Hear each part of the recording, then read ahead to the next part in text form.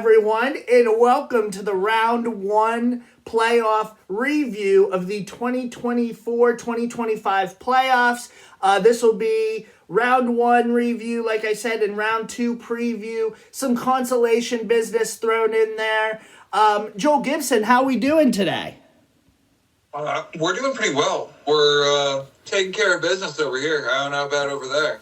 I'm taking care of business. As always, I'm Mr. Modest. I'm the commish. You know how we do over here, Joel Gibson. I've won a fuck ton in a row. Any idea how many in a row? I heard rumor that it begins with a 2 and ends with a 7. You are correct. We'll start with my matchup right away. It wasn't really a matchup. I told you before we started the video, at one point I did feel a little bad for Doug. His whole team was injured.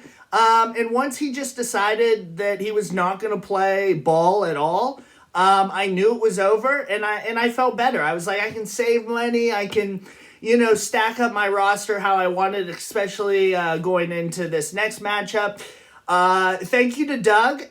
We'll have a top 5 pick this year, but unfortunately, we don't have much else for you, big fella. We'll see you next year. You were beaten by Hoodie Modest. Just remember that. Joel, anything? Top 5 pick added to this team is going to be interesting. He was better than a bottom 8 or than the 8th best team this year. Mm-hmm. I thought he should have been a top 4 team. Mm-hmm. Obviously, he tanked. But I think if you had a top 5 pick, depending on who that is and where they end up, yeah. We might see Doug in the top 4 next year. I anticipate that we will. Yeah, I agree. One thing on his team that interested me the most was he kind of kept up with me in assists with having that many injuries. Now, like I said, neither one of us cycled. I added a couple, but he was relatively close to me in assists, which means with a fully healthy team and ball, he's likely beating me in assists. And nobody came close to me this year in assists. So I just want to point that out, that if Joel or if Doug had been playing his players and they were all healthy, it would have been a far more competitive matchup. So I agree with you. I think next year, as long as he's not on the tank game, if Flag is still available next year, who knows what happens. But you speak that evil. I think Doug's a top 4 team for sure. Next matchup was another blowout. CJ ran out of free agency money after one ad, and you're just not going to beat Cody with that. Shout out to CJ for another season. I think next year, he can be, he's either, again, it's going to come down to injuries. It's going to come down to maybe who he picks. He has the number 6 pick who falls to him. I think the rebuild and starting is very interesting now for CJ, but he will definitely be a playoff team next year. There's no doubt about that. Shout out to Cody, who moves on to the Final Four, as expected, we'll say. Yeah, complicated season for CJ. He started the rebuild, kind of centered that around around Ja and Zion. And Bam. Don't forget Bam. And don't forget Ben Simmons. How dare you say that name in the same sentence as Bam? That's ridiculous. Which they're all interesting names. But there's also, all of them have complicating factors. And then there's still Kawhi Leonard and Bradley Beal, who are not getting younger. I have CJ's pick again next year, so I will be deeply invested in watching how this team either pulls out or drops out. Oh, that's right. You have his pick this year, yeah? Mm-hmm. Oh, so he doesn't even get to add the number 6 pick. All right, well, congratulations to Joel on that number 6 pick this year. I forgot all about that. Literally, I forgot all about it. Yep, I have his pick this year and next. Yikes. Oh, man. All right, well, that complicates the rebuild just a little bit, I think. But CJ still has some pieces that I think he can, if he wants to go full rebuild, if he wants to run it back, he's got pieces to be a playoff team for sure. So we'll see what he decides to do next year. And like I said, Cody moves on to the Final Four, very dominant. If you look at his line, he's clearly the number 2 team, at least right now. And like I said, I think that's kind of what we expected. I wish I could deep dive a little bit. You'd like to see some of Cody's players be a little bit more healthy, especially moving into the next round as we get more competitive and ultimately the championship. But the players that are playing great. Yeah, he's got a deep team. He is clearly the number 2 team. I agree. Next matchup is the Phil Eric at Neiman. Neiman took care of business here, didn't have to cycle very much because Phil and Eric didn't cycle very much.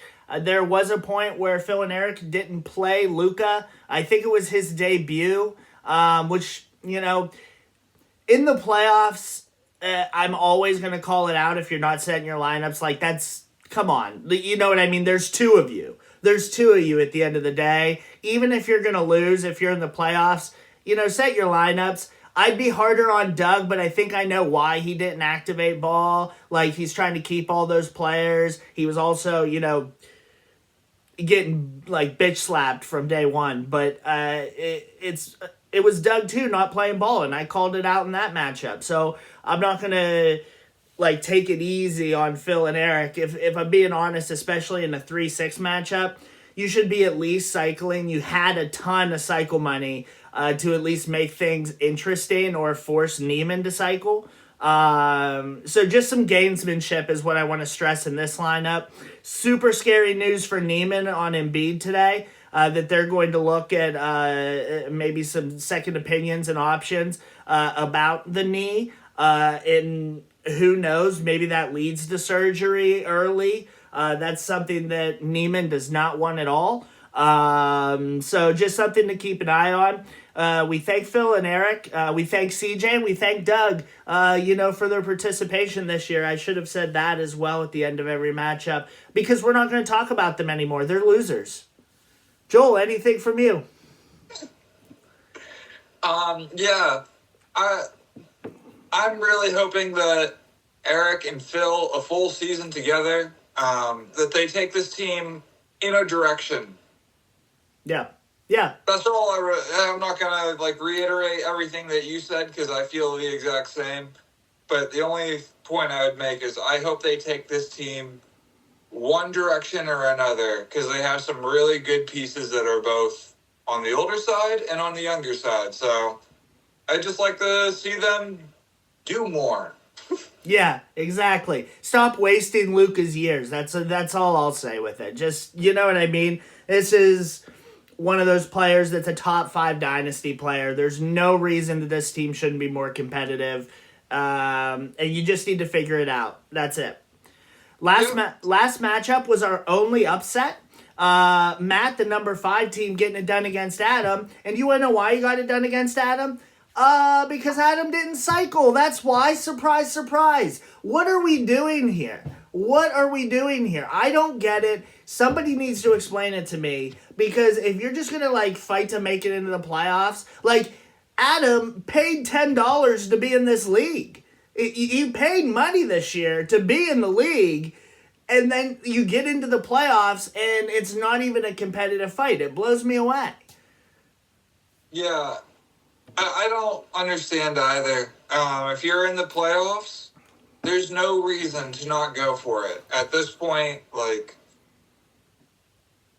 who you're going to draft is kind of already solidified. And if you have free agent money, you should be going after it. It should be chaos on the wire first round.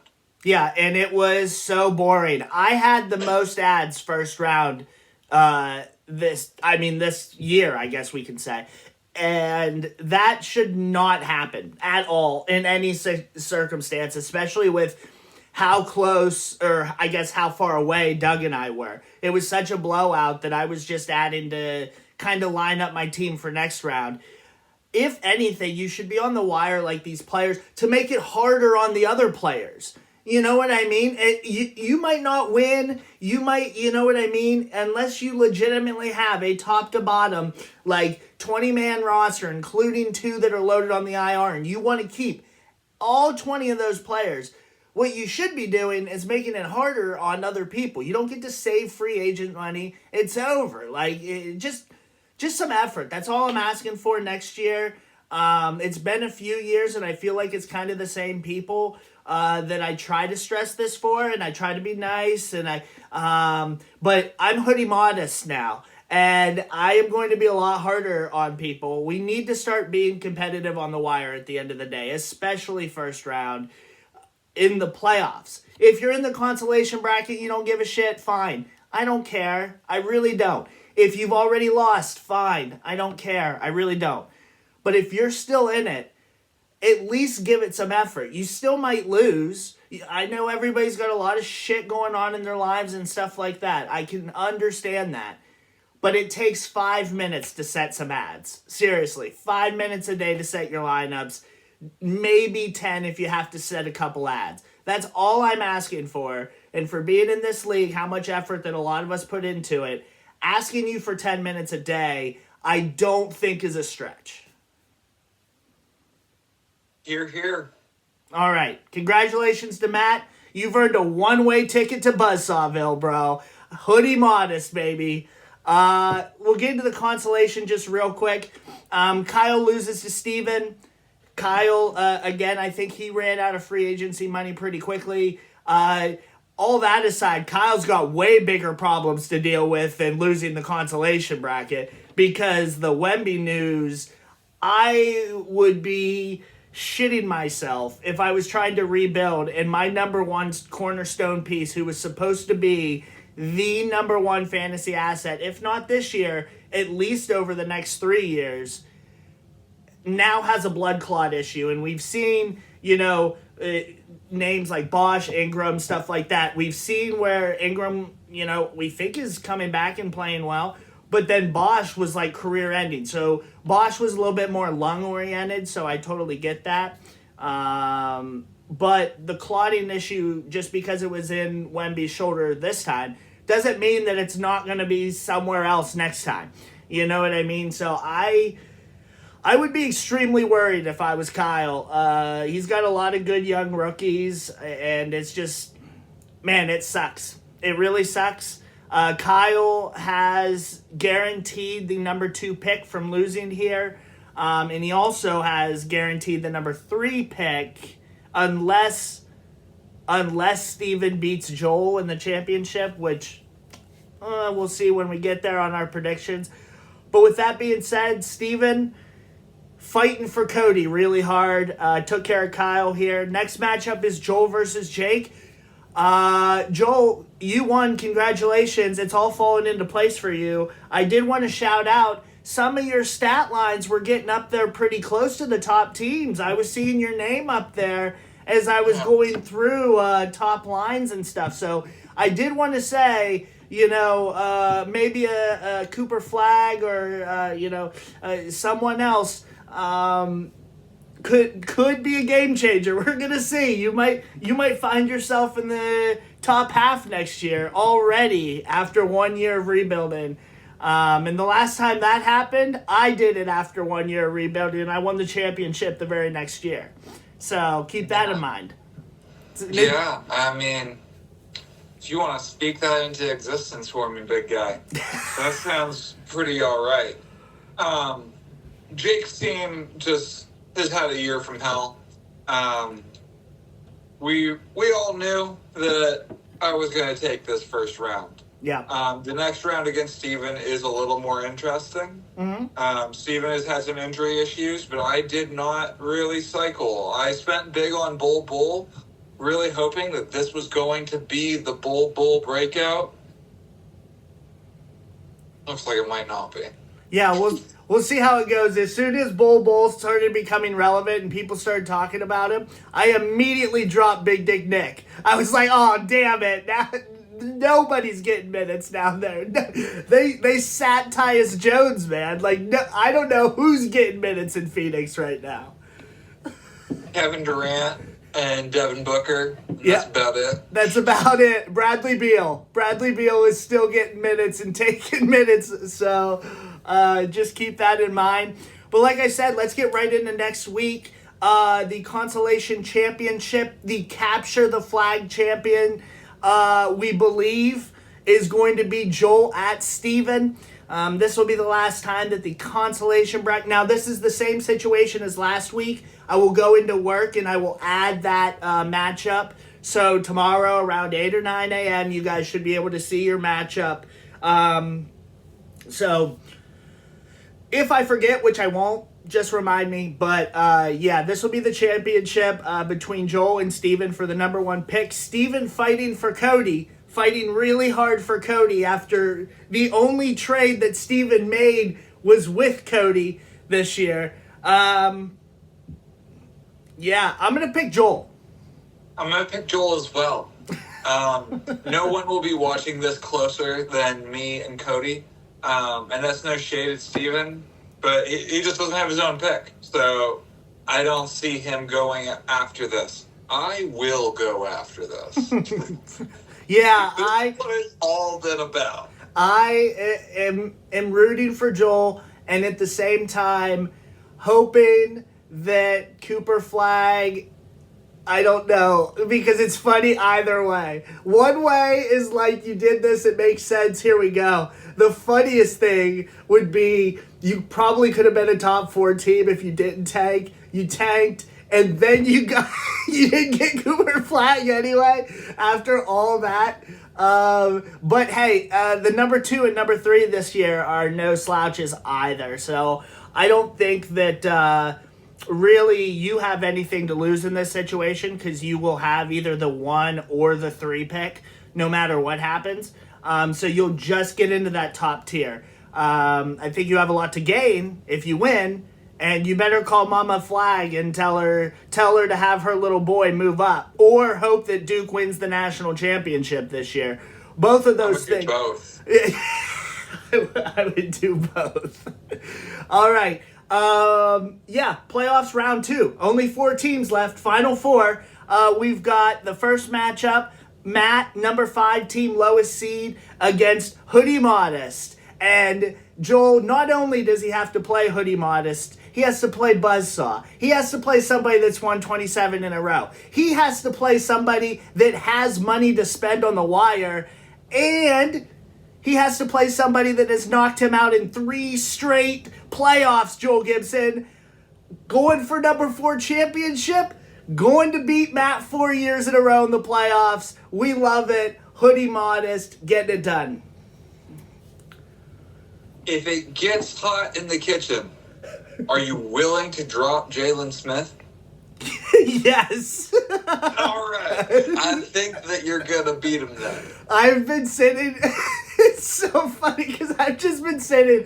Him and fucking McBride were on my roster for the longest time, putting up like goose eggs. And so now that I'm like putting players in that like are getting stats... it's amazing what happens when you do that. So, yeah, barring catastrophic injuries to 2 of my top 5, I think I get this one done against Matt.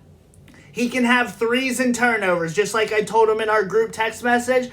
I'm going to beat him 11-2, maybe 10-3. Prediction set, not only predicting who wins, but predicting the score, Joel Gibson. The only X factor I see in this is if Peyton Pritchard averages 50 points a game. But see, most of them will be 3s. I told him he could have 3s, Joel. I told him he could have them. He might take points, though, too, if he averages 50 a game. All right, well, we'll be looking really hard at that. We'll be looking really hard. Next matchup is at least a little bit more interesting. It is Neiman at Cody. The 3 versus the 2. David versus Goliath. I don't know. I want Neiman to win only because it's an easier road for me, and who wouldn't want that? But I'm going to actually go against it and pick Cody, and here's why.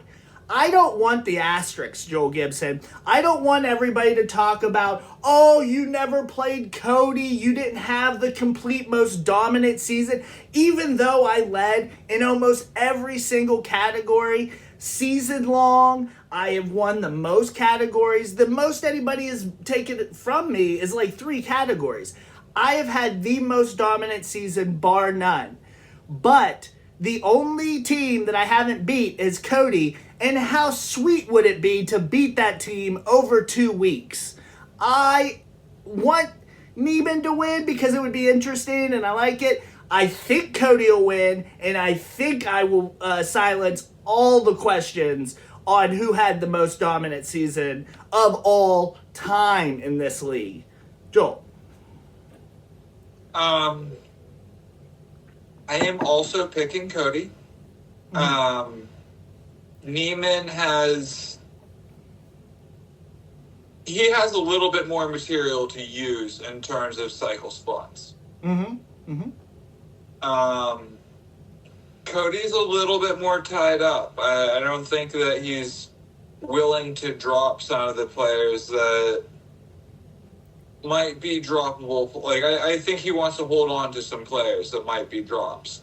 That said, I think he can take care of business. The Embiid situation is terrifying, and he's mostly healthy. Talking about Cody in this situation, so yeah, I'm picking Cody.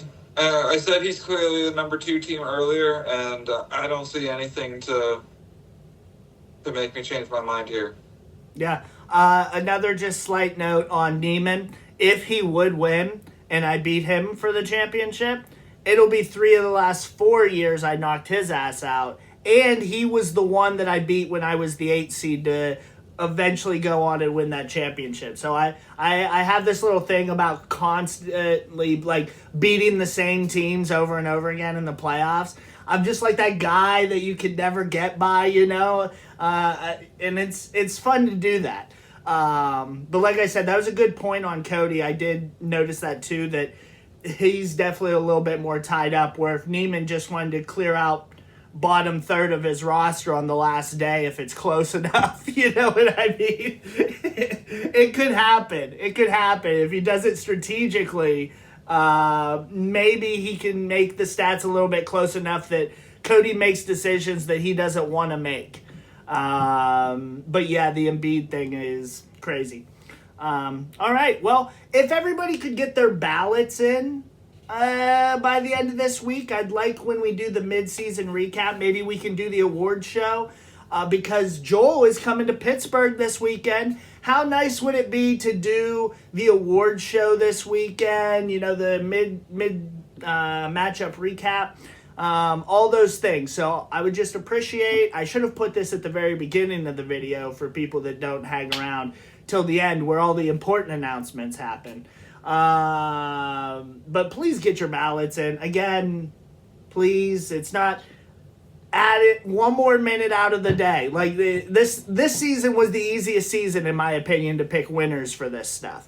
Yeah. I think you should put them in the messenger and just put people on blast. I should start doing that. There's a few people that haven't paid the $10 for this year yet. What I should do is completely stop being a nice guy.